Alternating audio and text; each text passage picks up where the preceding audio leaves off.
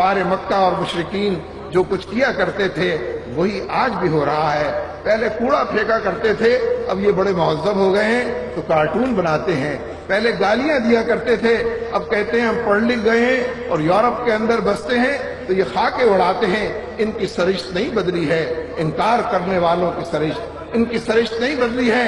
آقا کو نہ ماننے والوں کی سرشت۔ یہ 1400 سال پہلے بھی ایسے ہی تھے، 1400 سال کے بعد بھی وہیں پر کھڑے ہیں۔ لیکن یہ بات بڑی اہم ہے کہ نبی اکرم صلی اللہ علیہ وسلم کے حوالے سے ہمیں اس بات کو خود بھی سمجھنا چاہیے اور اپنے اندر ڈوب کر اپنے آپ کو پانے کی کوشش کرنی چاہیے کہ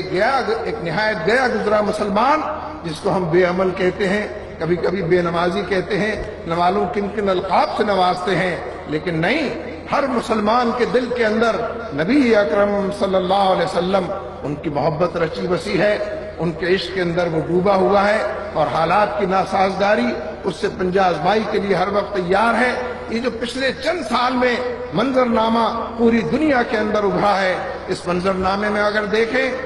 پوری مغربی تہذیب نے،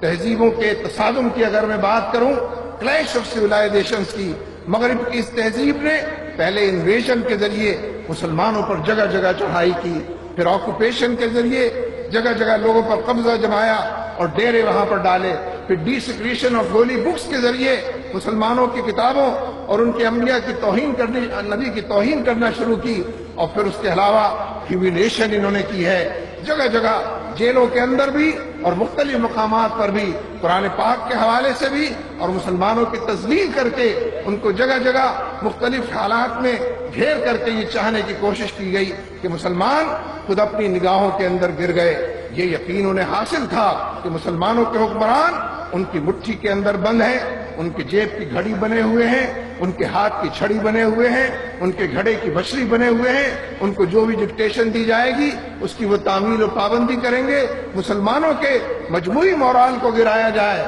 مسلمانوں کی اجتماعیت کو توڑ کر رکھا جائے۔ جب یہ سارے ہتھ کنڈے ناکام ہونے لگے اور حالات نے یہ بتایا کہ جہاں جہاں یہ پہنچے ہیں وہاں وہاں مزاحمت ہوئی ہے، فرزندان توحید اٹھے ہیں، شمع رسالت کے پروانے اٹھے ہیں، جذبہ جہاد کے دیوانے اٹھے ہیں، شہادت کا شوق اور تمنا لیے ہوئے جان ہتھیلی پر رکھ کے فرزانے اٹھے ہیں، پیروں کو غبار آلود کرتے ہوئے سر سے کفن باندھ کر یہ بندہ دو عالم سے خفا تیرے لیے ہے، اس کلچر کو دور تک پھیلانے کے لیے لوگ اٹھے ہیں، اور جہاں جہاں امریکہ اور اس کے ہواری پہنچے ہیں بند گلی کے اسیر ہوئے ہیں، دلدل کے اندر دھسے نظر آتے ہیں، نہ جائے رفتن نہ پائے ماندن کی تصویر دکھائی دیتے ہیں۔ لہذا اب اس کے بعد یہ مرحلہ بھی آنا تھا کہ انہوں نے کہا کہ مسلمانوں کے اندر یہ جوش و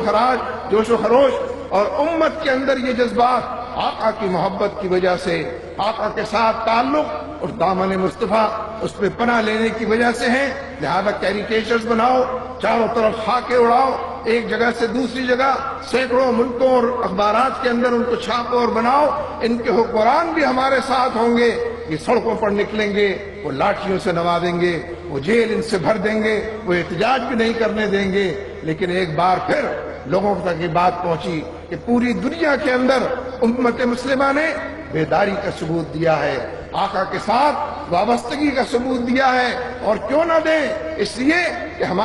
ہم سے جو لوگ آج کہتے ہیں امریکہ سے ڈرو، امریکہ بہت بڑا ہے، مولویوں کو پتہ کچھ نہیں، ممبر و محراب پر بیٹھتے ہیں، امریکہ کے خلاف بات شروع کر دیتے ہیں، امریکہ بڑا ہے، بہت بڑا ہے، بلکہ اس سے بھی زیادہ بڑا ہے، اس سے ڈرو اور تھر تھر کانپو، اس سے ڈکٹیشن لو۔ سارے حکمران اس کی چوکھٹ پر سجدہ ریز ہیں، اس کے کہے پر آمنا اور صدقنا کہتے ہیں، اسی سے اپنی پالیسیاں اور ترجیحات طے کراتے ہیں، اور عوام کی گردنوں پر سوار ہو کر ظلم کی نئی رات اور طویل رات کو دور تک پھیلاتے اور پہنچاتے ہیں۔ لیکن ہر جگہ